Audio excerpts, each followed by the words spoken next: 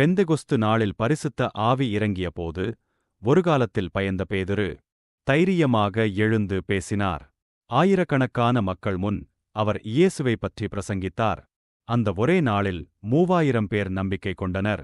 அப்போது முதல் அவர் ஆரம்ப சபையின் தலைவராகத் திகழ்ந்தார். கேத்தலிக் சர்ச் மரபில் அவர் முதல் பாப்பராக மதிக்கப்படுகிறார். பேதுரு அற்புதங்களும் செய்தார். ஆலய வாசலில் ஊனமுற்றிருந்த ஒருவனை இயேசுவின் நாமத்தில் குணப்படுத்தினார். மக்கள் அதிசயித்தனர். அவர் சிறையில் அடைக்கப்பட்டார். ஆனால் தேவன் அவரை விடுவித்தார். பல இடங்களில் அவர் நற்செய்தியை அறிவித்தார்.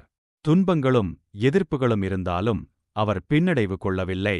பின்னர் அவர் ரோமுக்குச் சென்றார். அங்கே கிறிஸ்தவர்கள் கடுமையாக துன்புறுத்தப்பட்டனர். ரோம பேரரசன் நீரோ காலத்தில் துன்பங்கள் அதிகரித்தன. பேதுருவும் கைது செய்யப்பட்டார். அவருக்கு மரண தண்டனை விதிக்கப்பட்டது. சிலுவையில் அறைய தீர்மானிக்கப்பட்டபோது பேதுரு ஒரு வேண்டுகோள் வைத்தார். என் ஆண்டவரைப் போல நான் இறக்க தகுதியற்றவன். என்னை தலைகீழாக சிலுவையில் அறையுங்கள். அவரது வேண்டுகோள் ஏற்றுக்கொள்ளப்பட்டது. அவர் தலைகீழாக சிலுவையில் அறையப்பட்டு தியாக மரணம் அடைந்தார்.